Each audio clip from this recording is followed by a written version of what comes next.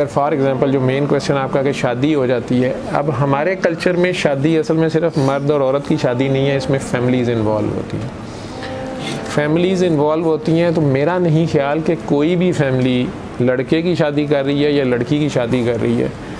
तो उनका मकसद तबाही होता है या उनका मकसद एक दूसरे को नीचा दिखाना या टॉर्चर होता है। फ़िल्मों में ज़रूर हम कुछ केसेस देखते हैं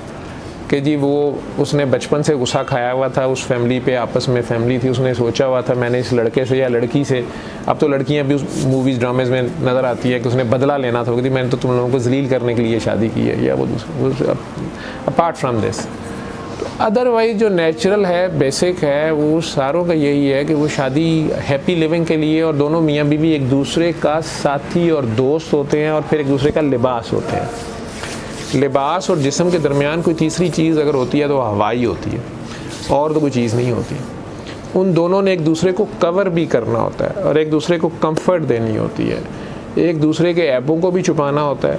और एक दूसरे को जिस्म ने लिबास को कैरी करना होता है। जो मॉडलिंग करते हैं या जो ख़वातीन आप में से कोई करती हैं फैशन डिज़ाइनिंग वगैरह,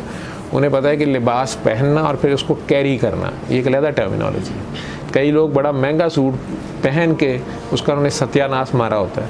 और कई लोग बड़ा सादा सा सूट ही लेके या कोई कपड़ा लेके उसको पहनते इस तरीके से हैं कि उसमें सादगी में भी एक जो है उनकी एक अदा या उनका एक स्टाइल होता है।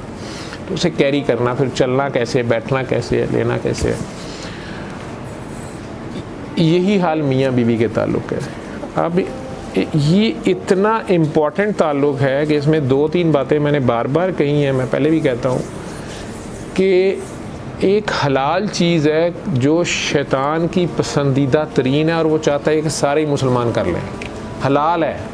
और शैतान को बहुत पसंद है और वो चाहता है कि सारे मुसलमान ये करें। ठीक है,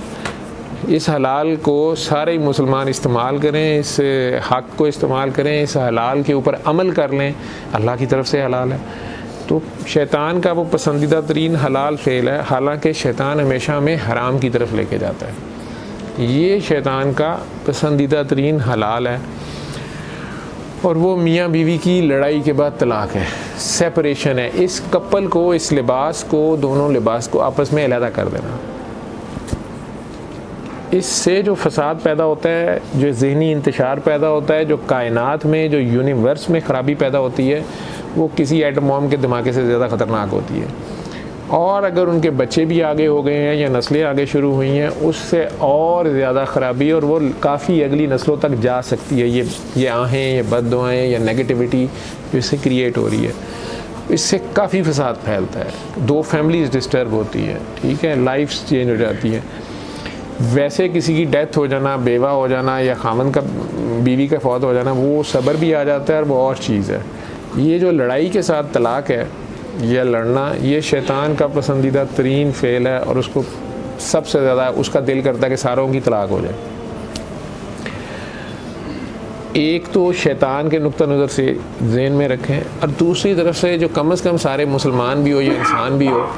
क्योंकि सारे इंसानों के लिए वो रहमतुल आलमीन है, तो सरकार दो आलम का जो इस कायनात से पर्दा फरमाते हुए आखिरी सांसों पे भी जो मैसेज है वो ये है कि अपनी औरतों के बारे में, अपनी काकियों के बारे में ध्यान करना, अपनी बीवियों के बारे में अदल, कम अज़ कम अदल, जुल्म तो बिल्कुल नहीं, अदल करने की। हालांकि अल्लाह कह रहा है कि अदल करना बहुत मुश्किल है, तुम नहीं कर सकोगे, ठीक, लेकिन अगर तुम्हारी नीयत अदल करने की होगी लेकिन तुम किसी वजह से रह गए, कम अज़ कम अदल, तो चलो मैं माफ़ करने वाला हूँ। तो ये तुमसे जाते ही पूछा जाएगा। तो ये पर्टिकुलरली मर्दों के लिए इसलिए ज़्यादा है कि मर्द पावरफुल है या अल्लाह ने उसे किसी वजह से बहरहाल औरत के ऊपर या औरत के मामलात के ऊपर या घर के मामलात के ऊपर उसको एक प्रेफरेंस दी हुई है, तरजीह दी हुई है। लेकिन ये इख्तियार आते ही, ये सीट आते ही, ये थोड़ी सी पार आते ही, ये स्पेशल डोमिनेंस आते ही, वो हमारे अंदर का जो फ़िरौन है, अल्लाह ने जो फ़िरौन, नमरूद, शदाद की कहानियाँ सुनाई नहीं हैं, अगर तो आप उन्हें भी कुरैश मक्का की तरह सुनते हैं और मजाक उड़ाते हैं कि यार ये तो पिछली कहानियाँ हैं, ये कहानियाँ सुनाने का हमें क्या मकसद है, तो अल्लाह कोई स्टोरी टेलर नहीं है और ना ही अल्लाह ने बस हमें कहानियाँ ये सुनाई नहीं है। वो आपको रूल्स एंड रेगुलेशंस बार बार बता रहा है कि तुमसे पहली कौमें जो थीं वो भी ये वायलेशंस करती थीं और समझती थी कि ये बड़ी छोटी छोटी चीज़ें हैं, और उसमें कुछ इंसान तो जुल्म में बहुत आगे बढ़ गए। कोई पैसे के मामले में, जैसे आजकल सरमायादाराना निज़ाम है, तो वो बाकी सारों को चोक कर रहा है कि किसी का सांस भी ना आए और वो बस सारे के सारे उसी के लिए, उसके अंडर मरहूने मिन्नत, तो वो जहाँ चाहें वो रेट बढ़ा दें और जहाँ चाहें इकॉनमी ज़लील कर दें और जहाँ चाहें वो नवाज दें और जहाँ चाहें हुकूमत पलटा दें। इस तरह के बहुत से शदाद नमरूद पहले भी गुजरे हैं। लेकिन ये अगर बेसिक यूनिट, हर चीज़ का एक बेसिक यूनिट होता है ना, जैसे हमारी बॉडी का एक बेसिक यूनिट है सेल है, इसी तरह इंसानों का जो बेसिक यूनिट है वो एक घर है। हम अपने घरों में शदाद नमरूद और फ़िरौन बने होते हैं।